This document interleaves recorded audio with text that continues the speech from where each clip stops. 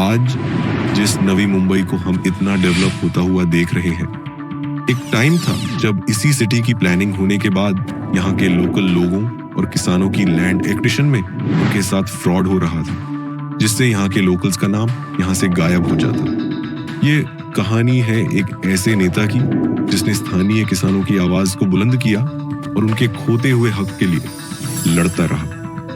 1970 के दशक में जब सिडको ने नवी मुंबई की प्लानिंग की तो बड़ी बड़ी बातें हुई, विकास, रोजगार, आधुनिकता। लेकिन सच्चाई ये थी कि ये प्लान उन्हीं लोगों के लिए खतरा बन गई जो यहाँ के लोकल्स थे। गवर्नमेंट ने जमीन एक्विजिशन की प्रक्रिया तेज कर दी और लोकल परिवारों को बताया गया कि उन्हें मुआवजा मिलेगा और फिर नई सुविधाएं मिलेंगी। पर असलियत में जो मुआवजा उन्हें मिलने वाला था वो बहुत कम था। जिन खेतों पर लोग पीढ़ियों से अनाज उगाते थे उन्हें बहुत कम दामों में खरीद लिया गया, और यह तब हुआ जब जमीन की असली कीमत कहीं ज्यादा थी। स्थानीय लोगों के लिए यह सिर्फ पैसों का ही लॉस नहीं था, यह पहचान, संस्कृति और अस्तित्व पर हमला था। किसानों के दुख का सबसे बड़ा पहलू यह था कि इस पूरे प्रोसेस में कुछ भी ट्रांसपेरेंट नहीं था।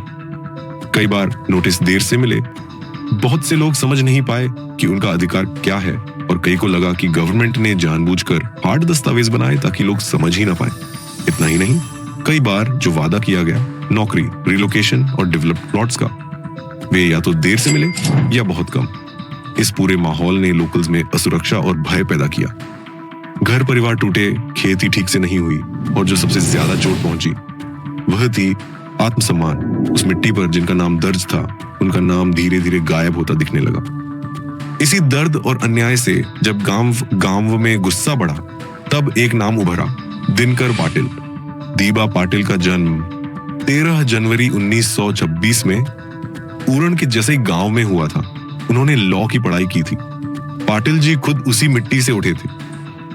वे किसी बड़े प्रमोशन या अय्याश जीवन के लिए राजनीति में नहीं आए थे, बल्कि उन्होंने अपने लोगों की आवाज बनने का फैसला किया।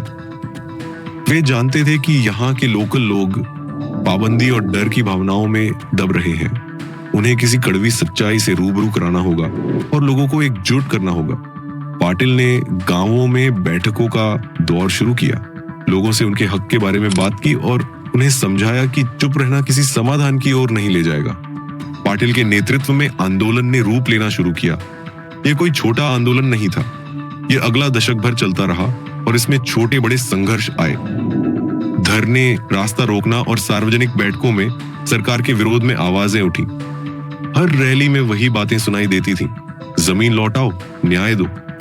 स्थानीय लोगों ने अपनी रोजमर्रा की जिंदगियों को आंदोलन के लिए समर्पित कर दिया।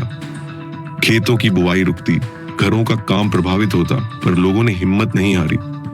और सबसे अहम बात यह रही कि यह लड़ाई बड़े नेताओं की रोस्टर में नहीं थी, ये जमीन पर रहने वाले लोगों की अपनी लड़ाई बन गई थी।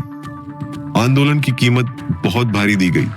पुलिस की कार्रवाई, लाठीचार्ज, अरेस्ट और ऐसे कई तरीके जिनसे सरकार अपना दबाव बढ़ाती है, इन सब का सामना स्थानीय लोगों ने किया। कुछ मौकों पर तो लड़ाइयां इतनी सख्त हुई कि लोगों की जान तक चली गई। पीड़ित परिवारों ने अपने पति, पिता या भाई खो दिए। उन मौतों का दर्द बढ़ने लगा। ऐसी घटनाओं ने समुदाय में गम और गुस्सा दोनों भर दिए। पर हर दर्द ने लोगों को थकाया नहीं, बल्कि उनकी चाह को और तेज किया। ये नहीं कि वे केवल मुआवजा चाहते थे, वे चाहते थे कि उनकी आत्मा और उनका नाम शहर के नक्शे में बना रहे। कई बार बड़े नेताओं का साथ न मिलना भी आंदोलन की एक सच्चाई थी। राजनीतिक दलों की राजनीति अक्सर स्थानीय मुद्दों को अपने एजेंडे के नीचे दफन कर देती है। बड़े नेता दूर रहते थे और स्थानीय स्तर पर जो बड़ा चेहरा था वो थे पाटिल। उन्होंने अकेले ही किसानों का नेतृत्व किया, गांवों से शहर के बॉर्डर तक लोगों को लगाकर रख दिया। यही वजह रही कि स्थानीय लोगों की नजरों में वे लोक नेता बन गए। वे वही थे जिन्होंने उनकी आवाज को हक के रूप में संजोया और संघर्ष की अगुवाई की। काफी वर्षों की जद्दोजहद के बाद सरकार को मानना पड़ा कि यह लड़ाई केवल वादों से खत्म नहीं होगी। किसानों की मांगें स्पष्ट थीं, केवल नकद मुआवजा ही पर्याप्त नहीं है। उन्हें लंबे समय तक जीने का उपाय चाहिए, वह आर्थिक एवं सामाजिक सुरक्षा चाहिए। इसी प्रक्रिया का नतीजा हुआ कुछ समझौते, और उनमें से सचमुच महत्वपूर्ण था 12.5% स्कीम। इस स्कीम के तहत किसानों को उनकी एक्वायर्ड जमीन का एक हिस्सा डेवलप्ड प्लॉट्स के रूप में दिया गया, यानी ऐसे प्लॉट जिनकी असल कीमत और उपयोग बाद में बढ़ सकती थी। इस निर्णय का मतलब यह था कि लोगों को सिर्फ तुरंत कुछ रुपए देकर खारिज कर दिया जाना नहीं था। उन्हें आने वाले समय में जमीन के रूप में हिस्सा मिलकर उनकी आर्थिक दशा को सुधारने का अवसर मिला। ऐसे इस एग्जाम्पल से समझते हैं पनवेल के रमेश राव पाटिल की कहानी। उनके परिवार की लगभग 4 एकड़ जमीन सिडको ने एक्वायर कर ली थी। शुरुआती मुआवजा बहुत कम मिला, इतना कि उनके परिवार का जीवन बदलने के लिए भी काफी नहीं था। लेकिन पाटिल के आंदोलन और संघर्ष के बाद लागू हुई 12.5% स्कीम के तहत रमेश राव को अपनी जमीन का 12.5% हिस्सा डेवलप्ड प्लॉट के रूप में वापस मिला। यह छोटा हिस्सा ही उनकी आर्थिक स्थिति बदलने के लिए काफी था। उन्होंने उस प्लॉट पर एक छोटा मकान बनवाया और किराए पर देने लगे। धीरे धीरे उनकी बेटियों की पढ़ाई और परिवार की रोजमर्रा की जरूरतें इस एक प्लॉट से पूरी होने लगी। यह उदाहरण दिखाता है कि केवल 12.5% लौट आया गया, पर इसका असर किसानों की जिंदगी में बहुत बड़ा था।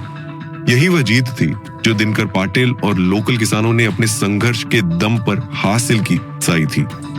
यह जीत आसानी से नहीं मिली। यह एक लंबी लड़ाई की देन थी, जिसमें कई बार कानूनी लड़ाइयां भी शामिल रहीं। कई बार प्रशासनिक बंद कमरे के समझौते हुए और घास फूस से लेकर कोर्ट तक की लड़ाई भी चली। स्थानीय किसान परिवारों की कहानी में ऐसे कई उदाहरण हैं जहां एक छोटा सा प्लॉट किसी परिवार की क्रेडिट प्रोफाइल बदलने का कारण बना। कुछ परिवारों ने इन प्लॉट्स को बेचकर बच्चों की पढ़ाई करवाई, कुछ ने मकान बनाकर किराए से आमदनी शुरू की। पर साथ ही यह भी सच है कि प्लॉट मिलने और असल फायदा पहुंचने में सालों लग गए। कई लोग इंतजार में ही गुजर गए और कुछ को मिलते मिलते उनकी उम्मीदें मानो फीकी पड़ गई। जो लोग पहले मजबूरी में शहर से अलग हिस्सों में चले गए थे, वे अब वापसी के छोटे छोटे रास्ते तलाशने लगे। गांव के कुछ लोगों ने मिलकर मिल्क फैक्ट्री, छोटे धंधे और किराए पर घर बनाकर अपनी रोजमर्रा की जिंदगी सुधारनी शुरू की। इनमें से कई बदलाव सीधे तौर पर उस अधिकार के कारण संभव हुए जो आंदोलन ने दिलाया। पर सबसे अहम बात यह थी कि लोग अब बार बार कहते, हमारा नाम मिटेगा नहीं, हमारी पहचान रहेगी। यही बात आंदोलन की सबसे बड़ी सफलता थी, केवल जमीन नहीं, पहचान की वापसी। अब एक नया मोड़ आया है, एयरपोर्ट का कंस्ट्रक्शन और उसका नामकरण। स्थानीय लोग जोरदार मांग करते हैं कि इस हवाई अड्डे का नाम दीबा पाटिल के नाम पर रखा जाए। ये मांग उस संपूर्ण संघर्ष का सम्मान मांग रही है, जिसके कारण स्थानीय लोगों को एक हिस्सा वापस मिला और जिनकी वजह से शहर बस पाया। अगर सार्वजनिक स्मरण में सिर्फ बड़े उद्योगपतियों और राजनीतिक दिग्गजों के नाम रहेंगे, तो आने वाली पीढ़ियों को कौन बताएगा कि इस जमीन की असल कहानी क्या थी। स्थानीय लोग चाहते हैं कि उनके बच्चों को यह सिखाया जाए कि शहर की जितनी भी चमक है, उसकी जड़ें किसानों की मेहनत और उन नेताओं के संघर्ष में हैं जिन्होंने उनके लिए आवाज उठाई। यदि आप इस डॉक्यूमेंट्री को देखते हुए एक बात याद रखें, तो वह यह है कि शहर की चमक सिर्फ बाहर से नहीं आनी चाहिए, वह उन लोगों के सम्मान से भी आती है जो उसकी नींव है। आपका इसके बारे में क्या कहना है, कमेंट में जरूर बताएं।